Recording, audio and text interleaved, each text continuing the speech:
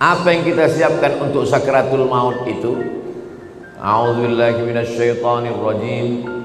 Innal ladzina qalu rabbuna Allah tsumma istaqamu, orang yang selalu menyebut Allah kemudian dia istiqamah, tatanazzalu alaihimul malaikah, turunlah malaikat waktu dia mau sakratul maut, waktu ruhnya mau keluar dari jasad, turun dua malaikat. Malaikat yang pertama berbisik, alla takhafu, jangan kau takut. Karena rupanya orang mau mati itu takut. Takut sakratul maut, takut azab kubur, takut mungkar nakir, takut titian siratal mustaqim, takut hisab, takut neraka, takut. Maka datang malaikat membisikkan, alla takhafu, jangan kau takut. Perasaan yang kedua orang yang sakratul maut itu, wala tahzanu, jangan sedih. Rupanya orang yang mau mati itu perasaannya sedih. Sedih meninggalkan rumah, sedih meninggalkan anak, sedih meninggalkan bini, sedih meninggalkan BPKB, STNK, surat tanah, akte notaris. Sedih. Apa kata malaikat? Wala tahzanu, jangan kau sedih. Takutnya hilang, sedihnya melayang. Waktu itu hatinya kosong. Ketika itu malaikat membisikkan yang ketiga. Apa kata malaikat? Wa abshiru bil jannati allati kuntum tu'adun, berbahagialah engkau mendapatkan surga yang dijanjikan Allah Subhanahu wa ta'ala. Mudah-mudahan kita termasuk yang mati husnul khatimah. Hadiahkan untuk almarhumah ibu, almarhum ayah, kita dapat, orang tua pun dapat. Assalamualaikum warahmatullahi wabarakatuh. Bapak, ibu, abang, kakak, adik, sahabat jamaah dimanapun berada, ma'akal tafa'afnaita, makanan yang dimakan berubah menjadi kolesterol, diabetes, jantung, gula, dan lain sebagainya. Wa malabista fa'ablaita, yang dibelikan ke pakaian, busuk, lapu, ketinggalan zaman. Wa mata saddaqta fa'amdaita, yang diwakafkan, disedekahkan, itulah yang akan kekal abadi. Rumah besar hanya menjadi kenangan, lapuk, berlumut, tumbang, tinggal. Ada kelas yang dipakai para penghafal Quran, itulah yang kekal abadi, mengalir pahalanya untuk kita. Hadiahkan untuk almarhumah ibu, almarhum ayah, kita dapat, orang tua pun dapat. Satu lantainya 4 kelas, totalnya 16 kelas, tempat santri belajar. Yang sekarang santri belajar di asrama. Asrama bisa dibuat kelas, tapi nanti pindahkan ke kelas semua. Mari kita support pembangunan, kirimkan semen, batu bata, kerikil, pasir, besi, dan lainnya melalui rekening BSI 767 7777 227. Sekali lagi 767 7777 227 atas nama Yayasan Pendidikan Hajah Rohana. Konfirmasinya jangan lupa ke nomor berikut 0811 6650 026. Sekali lagi 0811 6650 026. Berkah selalu, barakallahu fikum. Wassalamualaikum warahmatullahi wabarakatuh.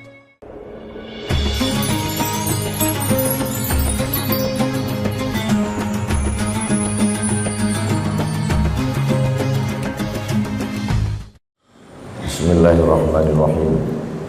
Assalamualaikum warahmatullahi wabarakatuh. Alhamdulillah.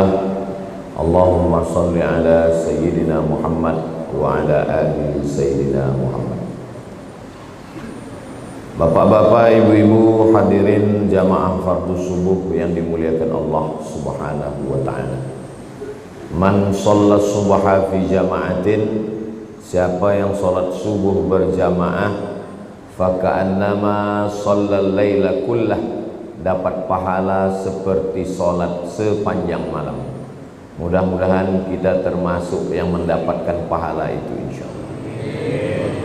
Man sholat subha fi jama'atin, siapa yang sholat subuh berjamaah, kana fi zimmatillah, maka dia dalam perlindungan Allah. Jadi kalau mau kita dapat lindungan Allah, anak kita dapat lindungan Allah, maka istiqomahkan sholat subuh berjamaah. Man sholat subha fi jama'atin, siapa yang sholat subuh berjamaah, setelah itu tidak keluar masjid, summa qa'ada yadhkurullah, duduk berzikir, baca Quran. Termasuklah majelis ilmu ini majelis zikir, karena yang kita bahas hanya ayat, hadis, fatwa ulama. Hatta tatlu asyamsu, sampai terbit matahari. Setelah terbit matahari, summa yusalli rak'ataini, salat sunat 2 rakaat. Namanya salat sunat isyraq, pakai qaf. Nama waktunya syuruq, nama salatnya isyraq. Usalli sunnatal isyraq rak'ataini lillahi ta'ala, kanat lahu ka ajri hajjatin wa umrah, dapat pahala seperti haji dan umrah. Hadisnya ada dalam Sunan Tirmidzi, status hadisnya hadis hasan, hadis yang paling tinggi sahih, di bawah sahih hadis hasan. Tidak ada ikhtilaf antar ulama tentang hadis hasan. Jadi nanti kita selesai ini, kita melaksanakan sholat sunat isyraq masing-masing, tidak berjamaah. Mudah-mudahan kita dapat pahala seperti haji dan umrah, insyaallah. Amin ya rabbal alamin. Subuh ini kita tidak hanya sekedar sholat, tapi juga kita menyambung tali silaturahim. Saya sampai di Mesir tahun 98. Di sini ada ustadz guru kita, kakak kelas saya, yang lebih dulu setahun dari saya. Dia sampai di Mesir 97. Beliau adalah Ustadz Mar Sofwan, itu kakak kelas saya. Ada yang lebih dulu lagi, Ustadz Mar Sofwan sampai 97, beliau 92. Namanya Ustadz Haruna Hashim. Tapi kalau kami duduk bertiga, wajah dia yang paling muda. Ini doanya belum dia ijazahkan lagi ke kami. Hadir juga bersama kita subuh ini sahabat Ustadz Abdul Somad. Jadi di setiap provinsi itu ada tim. Di antara tim Ustadz Abdul Somad di Kepri, Kepulauan Riau, dari sejak 2013 sampai sekarang, itu namanya Bang Hardi Slamet Hud. Kenal Bapak Ibu orangnya? Nah, jadi kalau nanti ada orang bertanya-tanya, kenapa Ustadz Somad turun gunung sekarang ini? Karena tim sahabat Ustadz Abdul Somad sedang balihonya berserak-serak di Batam. Itulah kenapa saya turun membuat tablik akbar, pertemuan entah kemana-mana sebagai ikhtiar. Jangan nanti Bapak Ibu tidak bisa menjawab kalau ditanya orang, kenapa Ustadz Somad turun ke Batam sekarang? Entah latah-latah aja dia itu sekarang. Ustadz Somad kalau ada tim yang mencalonkan diri, dia pasti turun, karena itu bagian dari dakwah. Karena kalau saya yang ceramah tak sanggup. Saya ke Batam ini setahun cuma 4 hari. Hari Jumat, Sabtu, Ahad, Senin, setahun sekali cuma saya turun. Tapi kalau ada tim Ustadz Somad itu yang duduk jadi penguasa, insya Allah terbantulah dakwah ini, insya Allah. Itu tujuannya. Saya yang memotivasi. Saya bilang ke Bang Hardi, Bang Hardi maju jadi gubernur. Kata dia, nantilah 2029. Nah, kalau gitu jadi wali kota. Kalau belum sanggup jadi wakil dulu. Nah, ini semua adalah pesan-pesan supaya orang faham kekuasaan ini kalau tidak dipegang, dia akan dipegang orang lain. Jadi Bapak Ibu jamaah mengerti, faham, supaya kita tidak mudah termakan isu yang ada di internet. Jangan mau makan isu, jangan mau makan hoax, karena sampai hari ini kita masih makan nasi. Terserahlah mau makan lontong, mau makan mie, lendir, yang penting jangan makan isu, makan hoax. Yang mau kita bahas subuh ini adalah perjalanan kita berikutnya. Kalau haus, minum. Kalau lapar, makan. Kalau kepanasan, hidupkan kipas, hidupkan AC. Kalau kedinginan, pakai jaket. Selalu ada langkah antisipasi. Nah, yang mau kita hadapi ke depan ini apa? Yang akan kita hadapi nanti adalah yang pertama, sakaratul maut. Apa yang perlu kita siapkan untuk sakaratul maut ini? Banyak orang menghadapi pensiun udah siap. Saya Pak Ustadz untuk pensiun ini udah saya siapkan 100 pintu kos-kosan Pak Ustadz. Banyak betul Pak, baru pintunya aja Pak Ustadz. Yakin betul dia malaikat maut itu datang setelah pensiun. Tidak salah, tak ada salahnya orang yang menyiapkan ruko, menyiapkan kos-kosan. Bagus, tidak salah. Itu ikhtiar. Tapi tak banyak yang mempersiapkan untuk sakaratul maut. Siap-siap untuk pensiun, belum tentu jadi.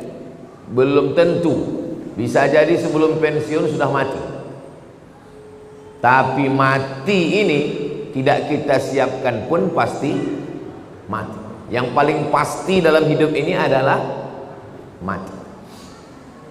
Apa yang kita siapkan untuk sakaratul maut itu? A'udzubillahi minasyaitonir rajim. Innal ladzina qalu rabbuna Allah tsumma istaqamu. Orang yang selalu menyebut Allah kemudian dia istiqamah, tatanazzalu alaihimul malaikah, turunlah malaikat waktu dia mau sakaratul maut, waktu ruhnya mau keluar dari jasad, turun dua malaikat. Malaikat yang pertama berbisik, alla takhafu, jangan kau takut. Karena rupanya orang mau mati itu takut. Takut sakaratul maut, takut azab kubur, takut mungkar nakir, takut titian siratal mustaqim, takut hisab, takut neraka, takut. Maka datang malaikat membisikkan, alla takhafu, jangan kau takut. Perasaan yang kedua orang yang sakaratul maut itu, wala tahzanu, jangan sedih. Rupanya orang yang mau mati itu perasaannya sedih. Sedih meninggalkan rumah, sedih meninggalkan anak, sedih meninggalkan bini, sedih meninggalkan BPKB, STNK, surat tanah, akte notaris. Sedih. Apa kata malaikat? Wala tahzanu, jangan kau sedih. Takutnya hilang, sedihnya melayang. Waktu itu hatinya kosong. Ketika itu malaikat membisikkan yang ketiga. Apa kata malaikat? Wa abshiru bil jannati allati kuntum tu'adun. Berbahagialah engkau mendapatkan surga yang dijanjikan Allah Subhanahu wa taala. Mudah-mudahan kita termasuk yang mati husnul khatimah insyaallah. Apa syaratnya? Apa syaratnya supaya kita dapat macam yang disebutkan dalam ayat ini? Syaratnya kata Allah, qalu rabbunallah tsumma istaqam. Istiqamah menyebut Allah. Bisa subhanallah, bisa alhamdulillah, bisa Allahu akbar, bisa la haula wala quwata illa billah. Afdalu dzikri fa'lam annahu la ilaha illallah. Makanya orang kalau dia ikut tarekat Naqsabandiyah, zikirnya Allah Allah Allah Allah Allah Allah Allah Allah Allah Allah. Alladzina yadhkuruna Allah orang yang menyebut Allah qiyaman, waktu tegak, wa qu'udan, waktu duduk, wa ala junubihim, waktu berbaring. Duduk, tegak, berbaring, selalu mengingat Allah. Itu makanya melihat wajah di cermin menyebut Allah. Allahumma kama hassanta khalqi fahassin khuluqi. Masuk masjid menyebut Allah. Allahumma ftahli abwaba rahmatik. Keluar masjid menyebut Allah. Allahumma inni as'aluka min fadlik. Masuk ke WC menyebut Allah. Allahumma inni a'udzubika minal khubuthi wal khaba'is. Mau tidur menyebut Allah. Bismika Allahumma ahya. Yang dibaca, mau tertidur dia nanti. Jadi kalau mau husnul khatimah, jangan berhenti menyebut Allah, Allah, Allah, subhanallah, walhamdulillah, la ilaha illallah, wallahu akbar. Macam mana sakitnya mati itu? Nabi Isra Mi'raj berjumpa dengan yang orang sudah mati beribu tahun. Sudah berapa lama kalian mati? Ribuan tahun. Macam mana rasanya mati itu? Macam kambing dikuliti hidup-hidup, macam mata kail pancing ditarik dari kulit yang basah, macam tebasan pedang beratus kali di tempat yang sama. Makanya kita selalu berdoa dalam doa selamat, Allahumma hawwin alaina fi sakaratil maut. Ringankan kami waktu sakaratul maut. Tulis di YouTube itu sakaratul maut titik. Nampak nanti orang yang mati, pembawa acara TV mati, orang sedang pidato mati, yang paling banyak mati orang yang sedang angkat berat, rupanya tak tahan jantung itu mati, orang sedang jogging mati. Nah, jadi mati ini kapan saja bisa terjadi. Apakah orang yang mati semalam itu sehari sebelumnya sadar dia mau mati? Tidak. Tiba-tiba aja datang kematian itu. Wajaa, datang dia sakratul mauti bil haq. Dia datang tiba-tiba. Hari ini kita usap kepala anak yatim, besok pagi kepala anak kita diusap orang sebagai anak yatim. Hari ini saya bicara mati, bisa jadi belum selesai tausiah ini saya sudah mati.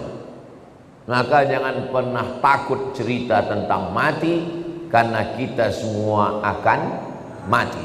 Kita sekarang hidup, resiko hidup adalah mati. Takut hidup, takut mati, jangan hidup. Takut mati, jangan hidup. Takut hidup, mati saja. Karena ketika kita berani menghadapi hidup, berarti kita sudah berani menghadapi mati. Yang kita persiapkan itu adalah mati dengan husnul khatimah, insyaallah. Apa yang sering kita dengar, apa yang sering kita tengok, apa yang sering kita pikirkan, itulah yang akan datang waktu sakaratul maut. Terlentang kita di masjid ini, maka yang kita tengok adalah alhamdulillah, alhamdulillah, alhamdulillahi rabbil alamin. Itu maka kaligrafi ditulis di dinding. Supaya apa? Supaya mata menengok. Kalau bawa mobil dari Makkah ke Madinah, dari Makkah ke Jeddah, di pinggir jalan, subhanallah walhamdulillah, la ilaha illallah, wallahu akbar. Kenapa di pinggir jalan itu ditulis? Supaya kalau mati husnul khatimah. Beda tempat kita, di pinggir jalan yang tulis iklan es krim sama skincare. Makanya matinya bukan menyebut Allah, kredit. Apa yang sering kita dengar, apa yang sering kita tengok, apa yang sering kita pikirkan, itulah yang akan datang waktu sakaratul maut. Ada orang koma di masjid di Rumah Sakit Cipto Mangunkusumo Jakarta. Koma, belum titik lagi, masih koma, tidak sadar-sadar.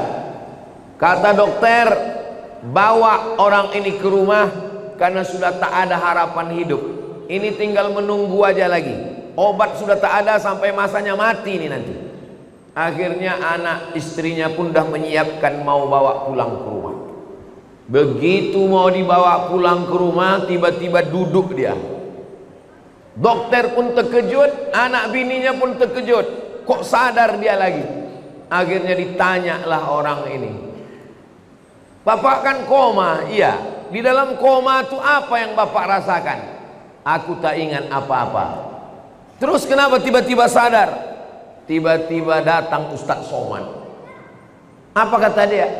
Ditanyanya saya, "Kapan kau buat tabligh akbar?" Akhirnya saya pun terduduk. Pokoknya nanti kita buat tabligh akbar di kampung. Akhirnya dibuatnya lah acara di tepi Danau Maninjau. Nama acaranya Pulang Basamo. Akhirnya saya datangi bapak ini, dia dari Jakarta. "Apa betul Bapak koma di rumah sakit Cipto Mangunkusumo?" "Betul Pak Ustaz." "Terus dalam koma itu apa yang Bapak rasakan?" Tiba-tiba Ustaz datang bertanya ke saya, "Kapan tabligh akbar?" Itulah saya duduk sadar tuh Pak Ustaz. Lama saya menung. Jangan-jangan aku ini udah wali. Dua gendangnya, kalau tak wali murid, wali kelas. Saya ini orangnya rasional. Saya selalu penasaran, kenapa bisa saya datang ke dalam komanya itu. Lalu saya tanya dia, "Bapak kalau pagi apa yang Bapak lakukan?" Saya hidupkan handphone, saya dengar tonton YouTube Ustaz. "Oh." "Kalau Bapak sampai di tempat kerja apa yang Bapak lakukan?" "Kalau sedang kosong saya tonton lagi YouTube Ustaz." "Kalau Bapak mau tidur malam apa yang Bapak lakukan?" "Sebelum saya tidur yang terakhir saya tonton adalah YouTube Ustaz." Baru saya paham, apa yang selalu ditonton itulah yang dibawa ke alam bawah sadar, itulah yang datang waktu tidur dan waktu koma, dan itu juga lah yang datang waktu husnul khatimah insyaallah. Rasional, masuk akal. Tanyalah sama pakar-pakar psikologi, kenapa bisa itu yang terbawa-bawa. Makanya bapak-bapak pikirkan yang bagus-bagus aja. Jangan pikirkan yang waktu SMP SMA dulu. Mau dia mengigau tuh bawa ke malam. Tiba-tiba udah sambal belacan aja di muka. Maka saudaraku yang dimuliakan Allah Subhanahu wa taala, kalau yang kita pikirkan itu adalah akhirat, yang kita pikirkan itu adalah nama Allah, maka insya Allah kita semua mati dalam keadaan husnul khatimah. Nah, ruh kita keluar dari hembusan. Makanya orang yang mati itu biji matanya terbuka. Semua orang yang mati biji matanya terbuka. Apa yang ditengok waktu mata terbuka? Yang ditengok itu adalah ruh keluar dari mulut dan hidung. Dulu ruh itu masuk ke dalam jasad ini dihembuskan. Wa nafakhtu fihi min ruhi, aku hembuskan ruh. Raha ya ruhu, pergi berhembus. Ruh itu artinya pergi dan datang berhembus. Maka waktu datangnya berembus, perginya pun berembus. Ruh itu berjalan dari mulai ujung kaki sampai ke betis, naik ke lutut, naik ke paha, naik ke pinggang, terasa dingin, sejuk di kaki. Kalau ada bapak ibu yang udah merasa agak sejuk di kaki, tak lama lagi itu. Naik dia ke atas, naik dia ke atas, naik dia ke atas, keluar dia dari mulut, biji mata menengok ruh itu keluar, maka datang orang lain memejamkan mata kita. Bismillah wa ala millati Rasulillah, inna lillah wa inna ilaihi raji'un. Menggerakkan tangan ringan, menggerakkan lidah ringan. Yang paling ringan adalah menggerakkan kelopak mata. Inilah yang paling ringan. Tapi waktu kita sakratul maut, jangankan menggerakkan tangan, jangankan menggerakkan bibir, menggerakkan kelopak mata pun tak bisa. Terbuka. Bini yang katanya buah hati belayan jiwa pun takut memejamkan biji mata kita.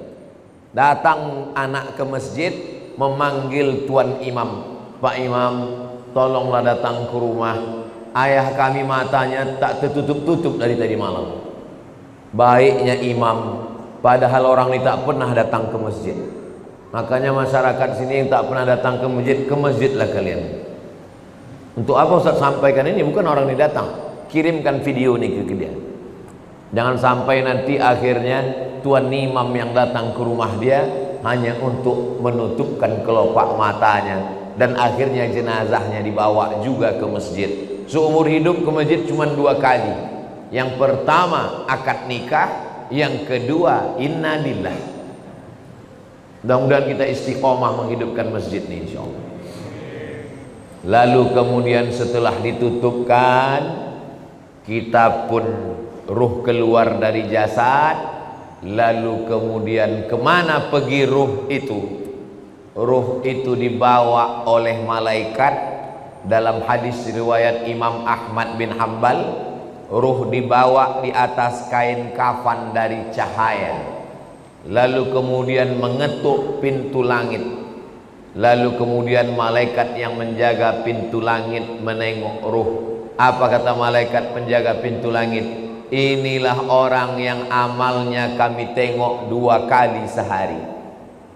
Habis subuh, malaikat yang menjaga di waktu malam datang membawa amal dia.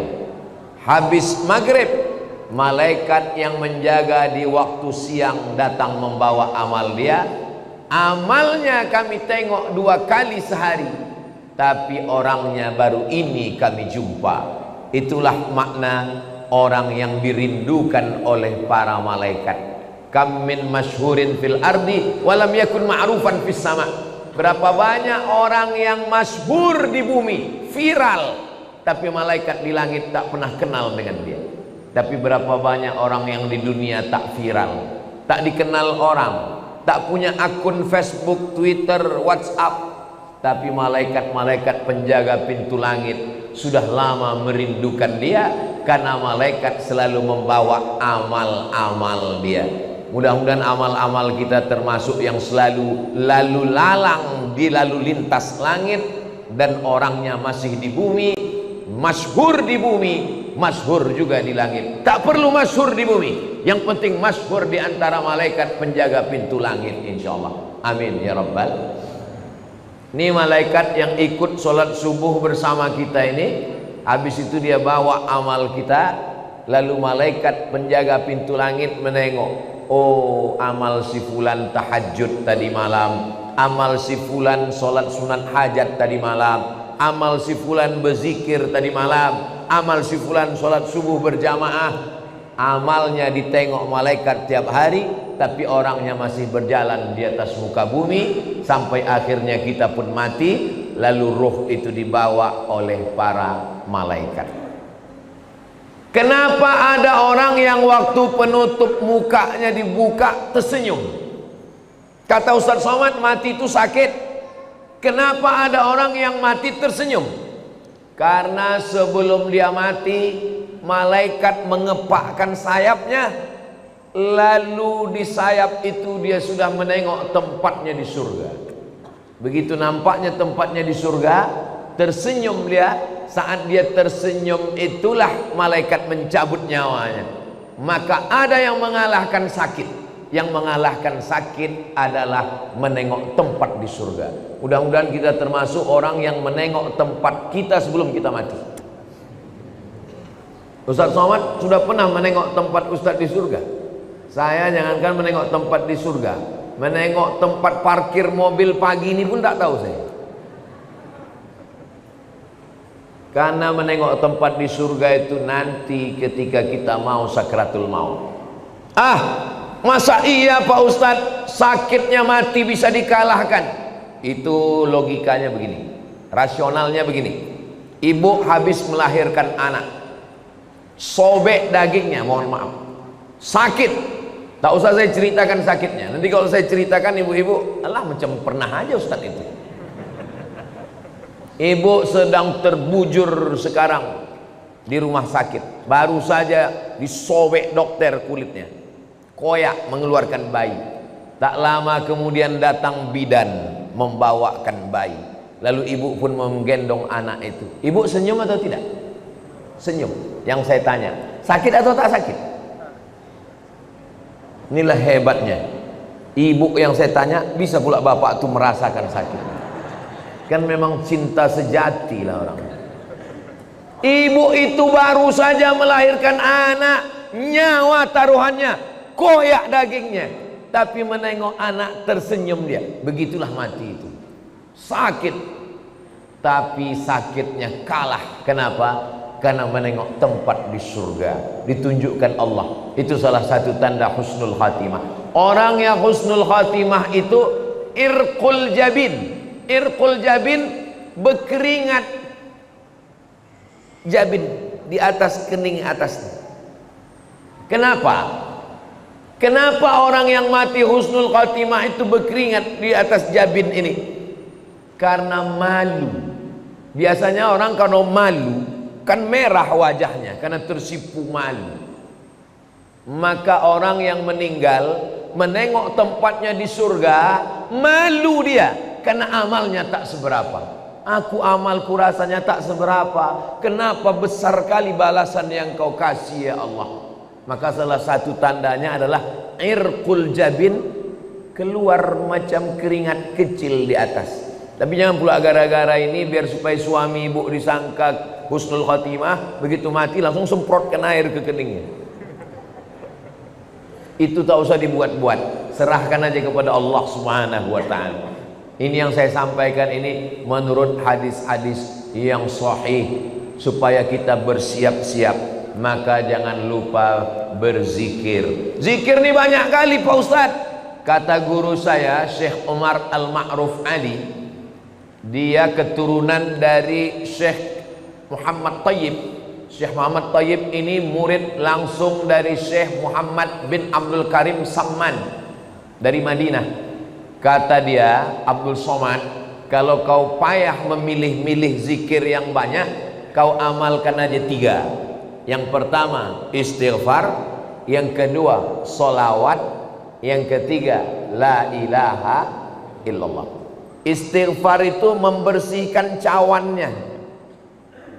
Ini cawan kotor, kalau dituang air zam-zam ikut jadi kotor. Bersihkan dulu, membersihkan cawannya dengan istighfar. Astaghfirullahaladzim, astaghfirullahaladzim, astaghfirullahaladzim, astaghfirullahaladzim, astaghfirullahaladzim. Bisa 100 bagus, bisa 200 bagus, bisa 1000 bagus. Setelah istighfar, baru kemudian wangikan dia, harum semerbak. Mewangikannya itu salawat. Allahumma salli ala Sayyidina Muhammad wa ala ali Sayyidina Muhammad. Allahumma salli ala Sayyidina Muhammad wa ala ali Sayyidina Muhammad. Setelah dia wangi, barulah kau tuangkan air. Airnya itu adalah afdalul dzikri fa'lam annahu la ilaha illallah. Ini masalah zikir ini, jangan karena mau ngejar cepat lalu bunyinya tak jelas.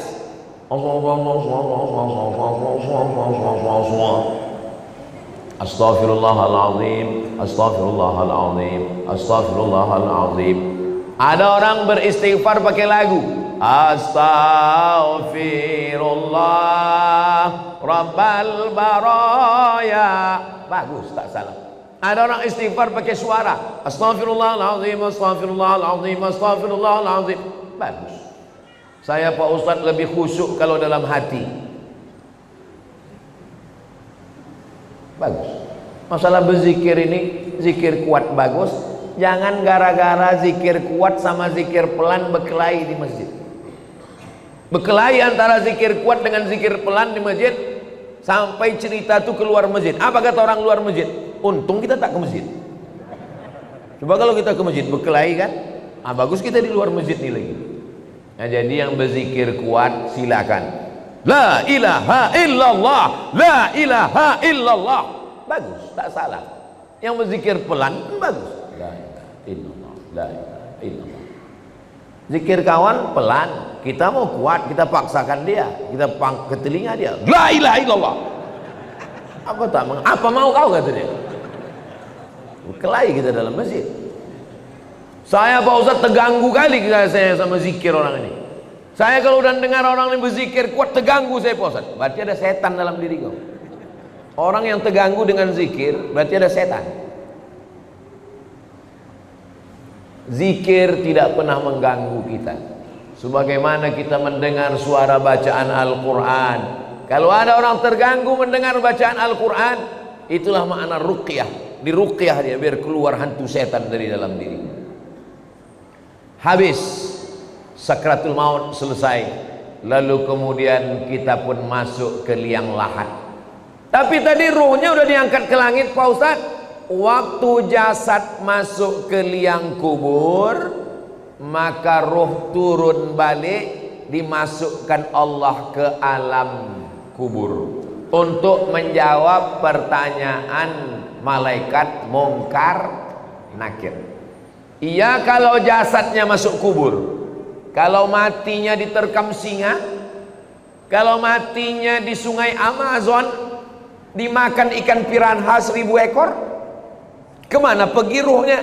Kalau matinya tabrakan beruntun hancur macam daging kena blender, kemana pergi ruhnya? Maka nama alamnya adalah alam barzakh. Dia tidak disebut dengan dunia karena dia sudah mati. Dia tidak disebut dengan akhirat karena dunia masih ada. Pemisah antara dunia dengan akhirat namanya alam barzakh. Tengok dalam surat Ar-Rahman, bainahuma barzakhul la yabghiyan. Jadi ruh yang sudah diangkat ke langit diperkenalkan ke malaikat, diturunkan balik masuk ke dalam jasad untuk menjawab pertanyaan Munkar Nakir. Setelah itu ruh dalam genggaman kudrat iradat kuasa Allah Subhanahu wa ta'ala, maka ruh menantikan amal yang mengalir. Apa yang perlu kita siapkan? Yang perlu kita siapkan yang pertama, ilman 'allamahu wa nasyara. Ketika di alam barzakh disebut alam kubur, yang kebetulan ada kuburnya.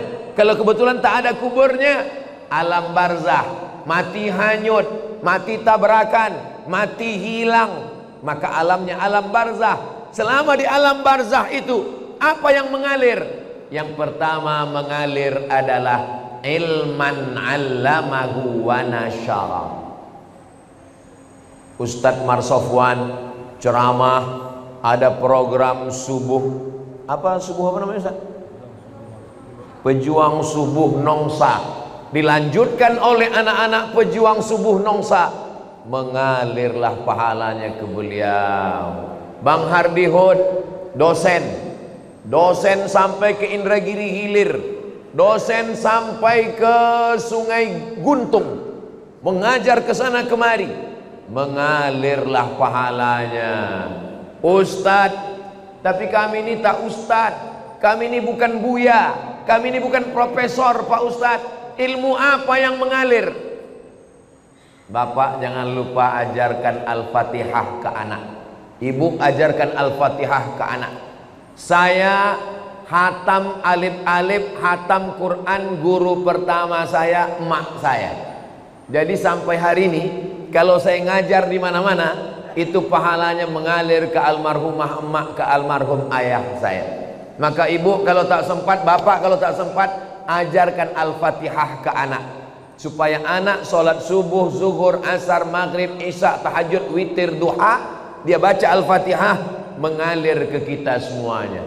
Saya Pak Ustadz sempat juga mengajarkan beberapa ilmu Pak Ustadz.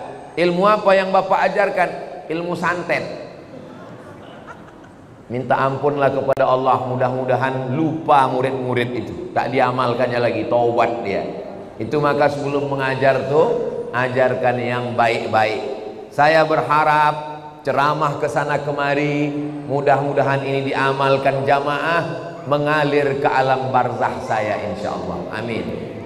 Walaupun amal yang sikit aja, amal sikit yang diamalkannya, bismillahi tawakkaltu 'alallah la haula wala quwata illa billah, mengalir.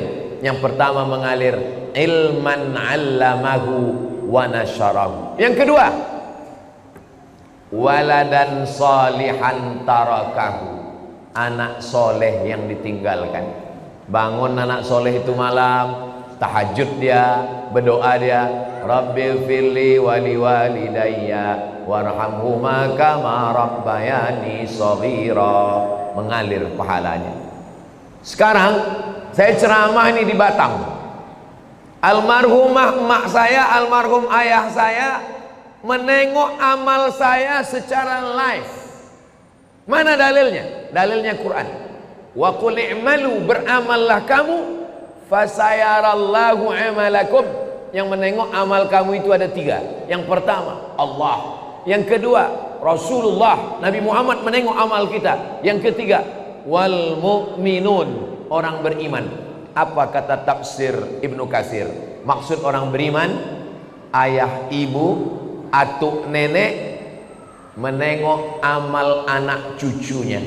Maka moyang saya sedang menengok amal saya, macam jamaah yang nonton streaming live sekarang. Begitulah mereka menonton di alam barzah. Oh, senangnya aku, cucuku dari anak si fulan rupanya sedang menyampaikan tausiah di Batam. Mudah-mudahan kita pun menengok amal yang baik dari anak cucu kita, insyaallah. Makanya selalu doanya, Rabbana hablana minas salihin, Rabbana hablana min ladunka dzurriyyatan thayyibah, Rabbana hablana min azwajina wa dzurriyyatina qurrata a'yun waj'alna lil muttaqina imama. Apalagi yang mengalir? Yang mengalir yang ketiga adalah mushafan warasahu, mewakafkan Al-Quran. Wakafkan Al-Quran. Kalau ditengoklah masjid, masjid apa nama masjid kita ini? Masjid Baitul Amal. Itu wakaf Qurannya, Masya Allah. Kalau ditengok dari susunannya nampaknya Quran ini tak pernah dibaca ini. Janganlah begitu Pak Ustadz. Ini Quran ini disusun rapi ini karena mau pengajian subuh ini. Kalau tidak ada pengajian tunggang langgang lintang pukang juga Quran ini. Itu yang mewakafkan Quran ini meninggal orangnya. Kenapa ada tradisi wakaf surat Yasin tempat kita? Karena orang dulu susah, tak ada duit, maka tak bisa dia mewakafkan Quran, diwakafkannya surat Yasin. Tapi yang paling bagus Quran. Waktu almarhumah mak saya meninggal, saya teleponlah penerbit Syamil di Bandung. Assalamualaikum penerbit Syamil. Waalaikumsalam. Mak saya meninggal, saya mau mewakafkan Quran. Berapa Pak Ustadz? 1000 eksemplar berapa ya? Kalau untuk Somad, Ustadz Somad gratis kata dia. Kalau gratis 2000 lah saya bilang. Kalau 2000 bayar Pak Ustadz. Kalau bayar saya minta 5000. Saya minta 5000. Habis itu saya kirim ke masjid-masjid, ke pesantren. 5000 kita kirim, mustahil ke 5000-nya itu tak dibaca orang.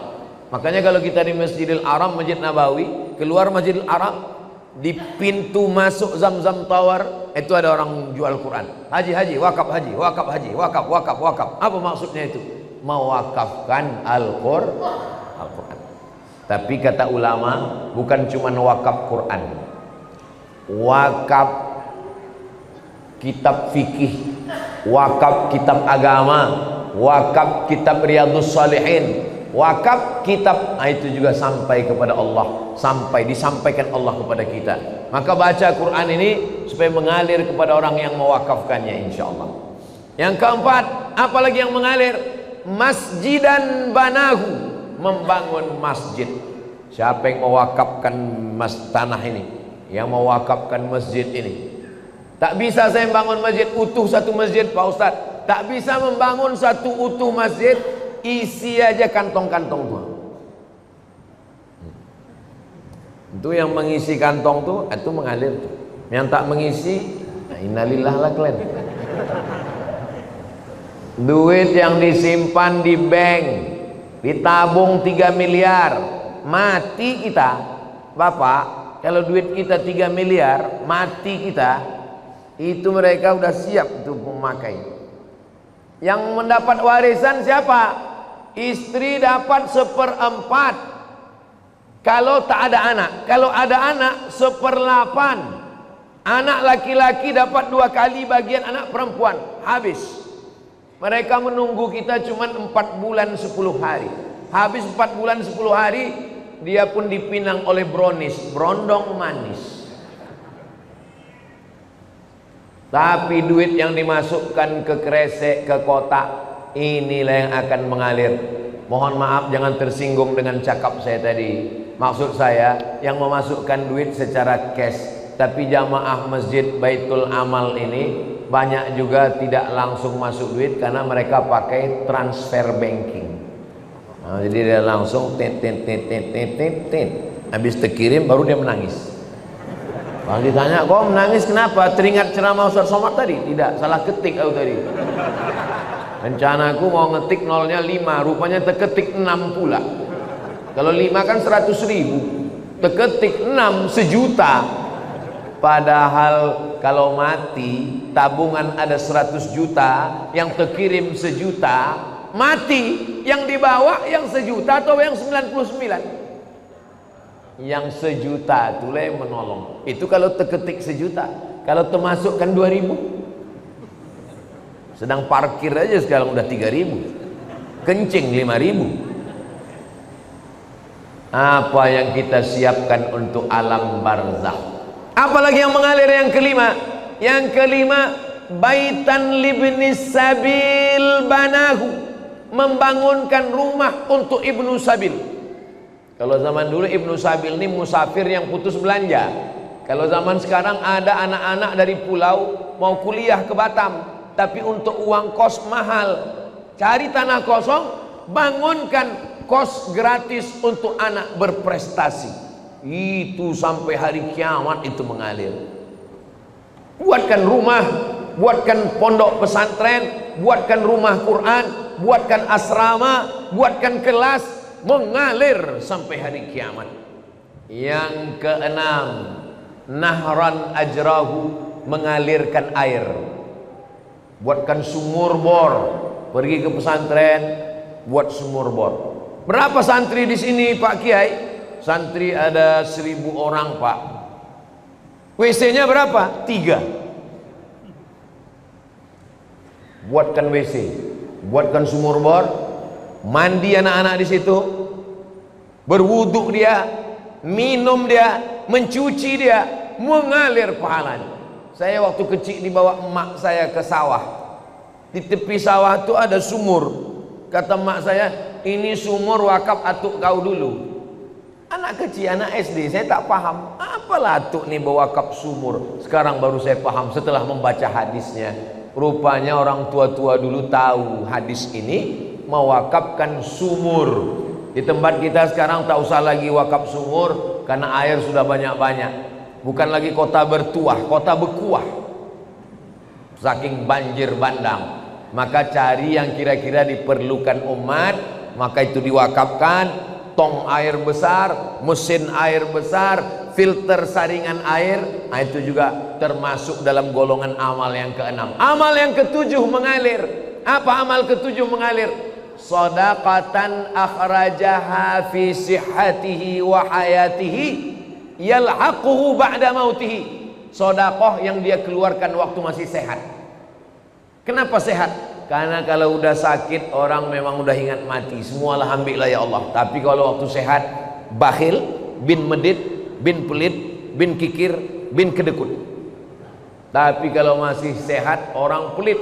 Waktu masih sehat itu dia berikan, dia kasihkan, maka itulah yang akan menolong dia di hadapan Allah Subhanahu wa taala. Imam Syafi'i meninggal 204. Imam Syafi'i meninggal 204. Sekarang tahun 1445. 1446. Berarti Imam Syafi'i di alam barzah sudah 1200 tahun lebih. 1240 sekian tahun lebih. Sedangkan umur Imam Syafi'i di dunia cuman 54 tahun. Lahir di Gaza, Palestina 150, meninggal di Mesir tahun 204. Di dunia cuman 54 tahun.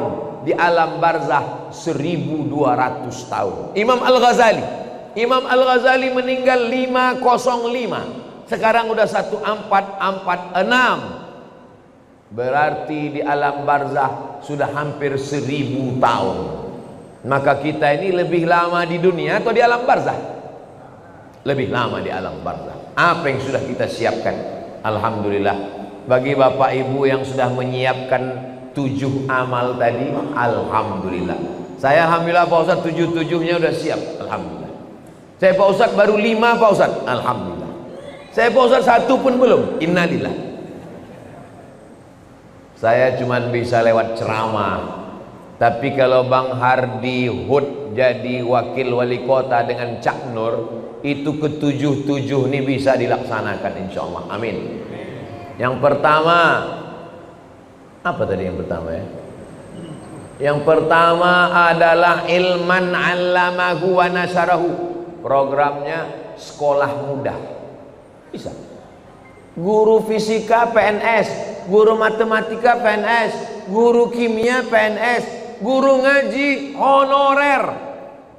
Coba angkat Honda. Kenapa tak Yamaha Pak Ustaz? Honda itu maksudnya honor daerah.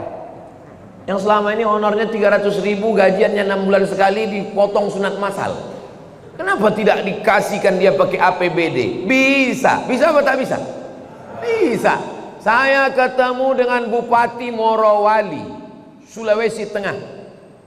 Bupati Morowali selama jadi bupati mengirim anak Morowali 70 orang ke Yaman, Tarim Hadramaut. Bisa.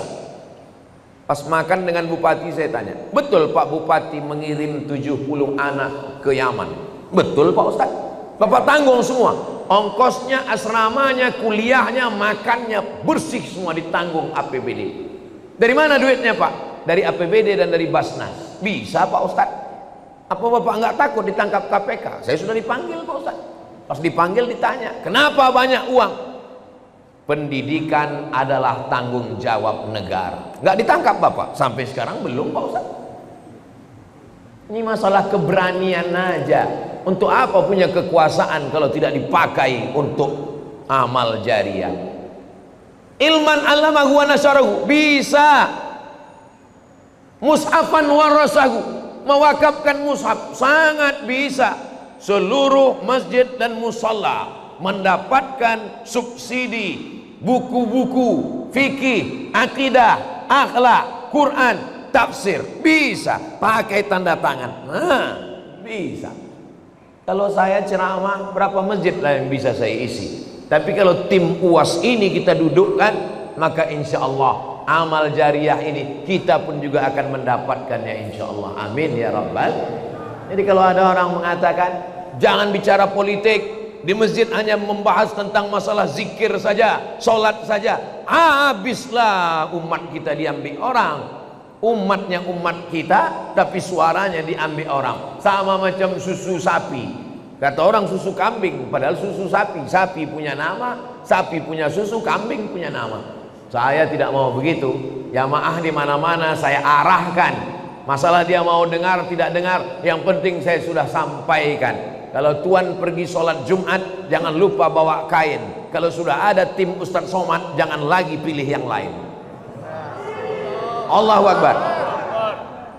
Jadi yang kita bahas subuh ini, tadi saya mulai jam 5, sekarang pas jam 6. Selama 1 jam ini yang saya sampaikan adalah baru 2. Persiapan sakratul maut, dan setelah itu adalah apa yang kita siapkan di alam barzah. Habis alam barzah, kiamat. Apalagi yang kita siapkan?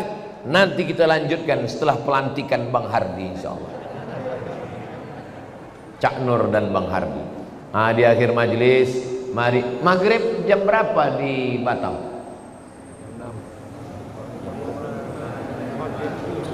Jam 5.55. Jadi jam 5.55 sudah boleh sholat sunat isyraq. Kalau tak tahu jam berapa matahari terbit, untuk daerah Sumatera tidak sama dengan daerah lain. untuk daerah kita di bagian Sumatera Utara, di Aceh, di Riau, Kepulauan Riau, itu tengok waktu maghrib. Jadi kalau di Pekanbaru maghribnya jam 6:05, jam 6:05 sudah bisa sholat sunat isyraq. Kita jam 5:55 sudah bisa. Sekarang jam 6, maka kita sholat sunat isyraq. Di akhir majelis mari kita berdoa. Tolong sampai tanggal 27 ini doa tawassul. Cara berdoanya, ya Allah, berkat surat Al-Fatihah ini dudukkanlah sahabat Ustadz Abdul Somad, Bang Hardihud, Cak Nur dan Bang Hardihud menjadi pemimpin kami. Insya Allah dia adil dan amanah. Ala hazihin niyah. Al-Fatihah. A'udzubillahi minasyaitonirrajim. Bismillahirrahmanirrahim. Alhamdulillahirabbil alamin. Arrahmanirrahim. Maliki yaumiddin. Iyyaka na'budu wa iyyaka nasta'in. Ihdinas siratal mustaqim. Siratal ladzina an'amta 'alaihim ghairil maghdubi 'alaihim waladdallin. Amin. Allahumma shalli ala sayyidina Muhammad wa ala ali sayyidina Muhammad. Ya qadiyal hajat, engkau yang menunaikan hajat. Ya rafi'ad darajat, engkau yang mengangkat derajat. Ya man qada amran innama yaqulu lahu kun fayakun. Engkau yang dengan kun fayakun maka terjadilah segala sesuatu. Mudahkanlah urusan kami, urusan keluarga kami, urusan anak-anak kami, terutama urusan kepemimpinan wali kota, wakil wali kota Batam ini ya Allah. Allahumma rzuqna imaman adila, berikan kami pemimpin yang adil, amanah, yang beriman, yang takut kepada Engkau, yang umat Nabi Muhammad sallallahu alaihi wasallam. Allahumma inna nas'aluka salamatan fid din wa afiyatan fil jasad wa ziyadatan fil ilmi wa barakatan fil rizqi wa taubatan qabla al maut wa rahmatan indal maut wa maghfiratan ba'dal maut. Allahumma hawwin alaina fi sakaratil maut wan najata minan nar wal afwa indal hisab. Rabbana atina fid dunya hasanah wa fil akhirati hasanah wa qina adzaban nar. Wa sallallahu ala sayyidina Muhammad wa ala alihi wa sahbihi wasallam walhamdulillahi rabbil alamin. Taqabbalallahu minkum minna wa minkum taqabbal ya karim. Salat sunat isyraq 2 rakaat. Usolli sunnatal isyraq raka'ataini lillahi ta'ala.